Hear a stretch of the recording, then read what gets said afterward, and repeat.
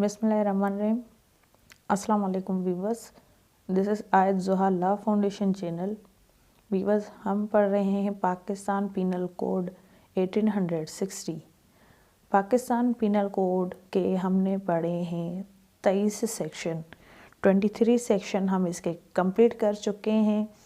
आज हम अपने इस सिलसिले को आगे बढ़ाते हुए जाएंगे। जो हमारा नेक्स्ट टॉपिक है या हमारा इस वीडियो का मोटिव जो है इस सिलसिले को आगे बढ़ाते हुए सेक्शन 24, जिसका टाइटल है डिसऑनेस्टली।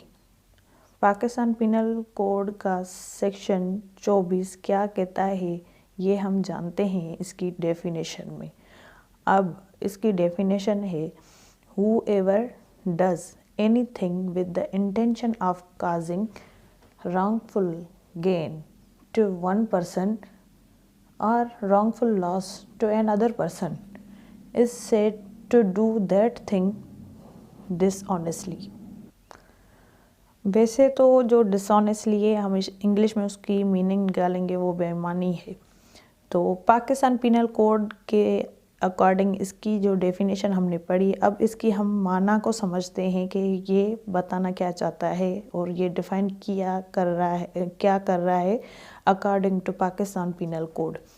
तो इसमें ये है कि जो कोई बंदा कोई चीज़ करे इस नीयत से, कोई बंदा काम करे इस नीयत से, इंटेंशन क्या हो उसका, रॉन्गफुल गेन दे। ठीक है, रॉन्गफुल गेन एक पर्सन को या वो खुद को भी कर सकता है, लेकिन wrongful gain to one person यहाँ डेफिनेशन के अकॉर्डिंग मीन्स के जो रॉन्गफुल गेन है वो एक बंदे को दे और रॉन्गफुल लॉस दे दूसरे बंदे को। वही जो रॉन्गफुल गेन उसने लिया या किसी और को दिया, मतलब नुकसान लिया हासिल किया, चाहे वो खुद के लिए हो या किसी और के लिए, और रॉन्गफुल लॉस दिया किसी दूसरे बंदे को, तो ये चीज़ कहलाएगी डिसऑनेस्टली यानी बदयानती। अब जो हमने लास्ट लेक्चर में 23 सेक्शन को डिफ़ाइन किया था, यानी ये समझें कि 23 सेक्शन इन दोनों वर्ड्स की वजह से, क्योंकि उसमें हमने पढ़ा था ना कि रॉन्गफुल गेन क्या है और रॉन्गफुल लॉस क्या है, वो 23 सेक्शन इसमें यानी 23 वाली जो चीज़ें हैं इसमें आ जाएं तो वो कहलाएगी डिसऑनेस्टली। 24 सेक्शन यही कहता है कि रॉन्गफुल गेन एक को दिया जाए और रॉन्गफुल लॉस दूसरे को दिया जाए, तो ये चीज़ डिसऑनेस्टली कहलाएगी। अब इसमें जो मेन इंग्रेडिएंट्स हैं ना, वो है intention of causing wrongful gain and wrongful loss. ये जो इसका काम है ये मलाफाइड में आता है, यानी बैड इंटेंशन में आता है।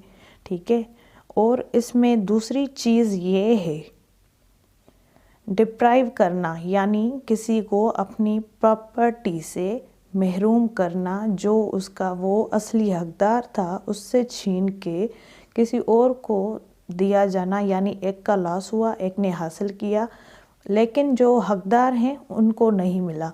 मीन्स के एक चीज़ एक बंदे की है, उससे ज़ोरी छीनी जा रही है, तो ये बंदे ने क्या किया, रॉन्गफुल लॉस किया। ये पहले लेक्चर में भी हमने आपको समझाया हुआ है अच्छे तरीके से, लेकिन मैं फिर से रिपीट कर रही हूँ। जिससे छीना जा रहा है यानी उसका उस प्रॉपर्टी पे पूरा हक था, लेकिन उससे छीना गया, तो ये रॉन्गफुल लॉस था, और जिसने हासिल किया ये रॉन्गफुल गेन था। ठीक है, तो इसमें डिप्राइव करना प्रॉपर्टी है।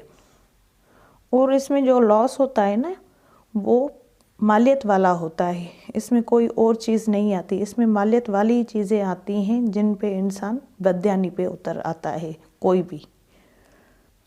इसका मिसाल मैं ऐसे दूंगी कि दो लोग एक होटल पे बैठे हुए हैं, तो एक की मोबाइल एंड वॉलेट पड़ा हुआ है टेबल पे, दूसरा आते ही देखता है कि ये वॉलेट और मोबाइल पड़ा हुआ है, तो वो जैसे ही बैठता है तो उसके मतलब नियति ये होती है कि ये बंदा इधर इधर हो तो मैं ये इसके जो मटेरियल है इसको छुपा लूँ।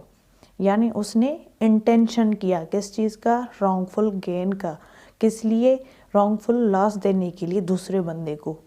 तो ये एक्ट परफॉर्म हो या ना हो लेकिन उसने इंटेंशन तो किया, तो ये सारा कुछ डिसऑनेस्टली के ज़िम्मे में आता है। अब हम पढ़ेंगे सेक्शन 25 फ्रॉडुलेंटली। अब ये दोनों सेक्शन जो है ना थोड़ा बहुत एक दूसरे से मिलते हैं लेकिन एग्जैक्ट एक जैसे नहीं है, इनमें डिफरेंस है। लेकिन क्या करते हैं लोग, इनको मिक्स करके दोनों ही चीज़ें जो है ना वो यही कहते हैं कि डिसऑनेस्टली भी एक ही है और फ्रॉडुलेंटली भी एक ही है, लेकिन इनमें कुछ डिफरेंसेस हैं, वो भी मैं आपको बताऊंगी। पहले हम इसकी सेक्शन 25 की डेफिनेशन को पढ़ेंगे कि इसमें डेफिनेशन में क्या बताना चाह रहा है। अब इसकी डेफिनेशन है, a person is said to do a thing fraudulently if he does that thing with intent to defraud but not otherwise. इसकी माना है कि एक बंदा, एक पर्सन जो काम करे, किसी चीज़ को करे फ्रॉडुलेंटली, कि वो बंदा जो काम करने जा रहा है उसकी नीयत ये हो कि डिफ्रॉड करना है, उसके अलावा कुछ नहीं करना। अब डिफ्रॉड क्या होता है कि उसका मोटिव ही ये है कि इस बंदे को चीट करना है, यानी वो जो काम कर रहा है अपने उस काम की वजह से वो चीट कर रहा है, ठीक है।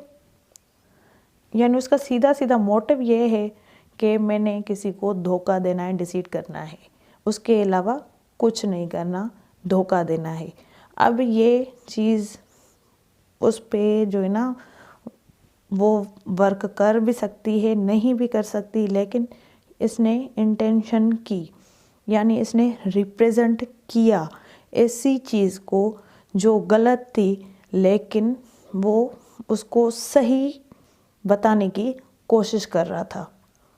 यानी सही उसकी जो क्वालिटीज़ है ना वो सही बता रहा था, लेकिन बरअक्स वो चीज़ सही नहीं थी।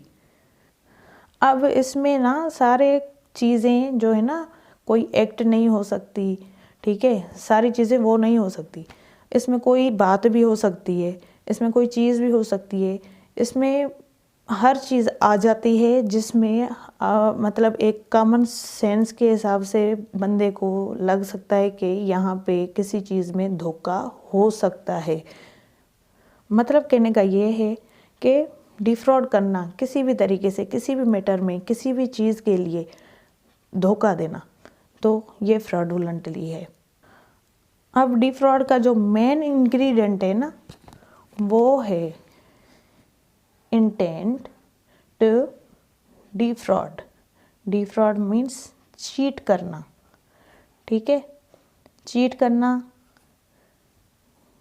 डिसीट करना, ठीक है। इसका मेन मोटिव ही यही है फ्रॉडुलेंटली का।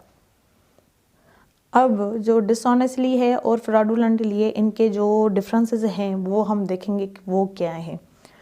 अब इनकी डेफिनेशंस में ही हमें मिलता है कि इसकी डेफिनेशन में था काजिंग रॉन्गफुल गेन और रॉन्गफुल लॉस, ठीक है, ये इसका मेन इंग्रेडिएंट है। अब इसमें जो इसका मेन इंग्रेडिएंट है फ्रॉडुलेंटली में, इंटेंट टू डिफ्रॉड। अब इसमें इसको प्रॉपर्टी से डिप्राइव भी किया जा सकता है और इसमें बंदा प्रॉपर्टी से डिप्राइव हो भी सकता है, नहीं भी हो सकता उस फ्रॉड की वजह से, ठीक है। यानी ये परफॉर्म हो भी सकता है, नहीं हो सकता, ये भी ऐसा ही है। लेकिन इसमें क्या है, ये तय है कि इसको प्रॉपर्टी से डिप्राइव्ड होना ही होगा, ठीक है। और दूसरी इसमें बात है कि इसमें ये जो दो इंग्रेडिएंट्स हैं ना ये नेसेसरी हैं, लेकिन इसमें ये नहीं है। जो रॉन्गफुल गेन है एंड रॉन्गफुल लॉस है वो हो भी सकते हैं, नहीं भी हो सकते। यानी ये नेसेसरी एलिमेंट्स नहीं हैं, तो इनमें ये भी डिफरेंस है। अब इसमें प्रॉपर्टी से डिप्राइव किया गया, इसमें नहीं हुआ, हुआ भी नहीं भी हुआ। और दूसरा, इसमें जो लॉस हुआ वो मालियत का हुआ, पैसों का हुआ, इसमें पैसों का नहीं हुआ। इसमें बंदे की इज्जत को भी नुकसान पहुंचाया जा सकता है या कुछ और भी मतलब बातों के हिसाब से हो सकता है, लेकिन प्रॉपर्टी ज़रूरी नहीं है यहाँ पे। मतलब कहने का ये है कि इसमें जो पिक्यूनरी लॉस है वो हो सकता है, इसमें पिक्यूनरी लॉस नहीं भी हो सकता। ये 4-5 डिफरेंसेस हैं दोनों में जो मैंने आपको बताए। अब यहीं तक था हमारा आज का लेक्चर, जो हमने 2 सेक्शन पढ़े, डिसऑनेस्टली एंड फ्रॉडुलेंटली एंड इनके डिफरेंसेस। तो अल्लाह हाफिज़, हम मिलेंगे नेक्स्ट लेक्चर में। तब तक के लिए अल्लाह आपका हामी और नासिर।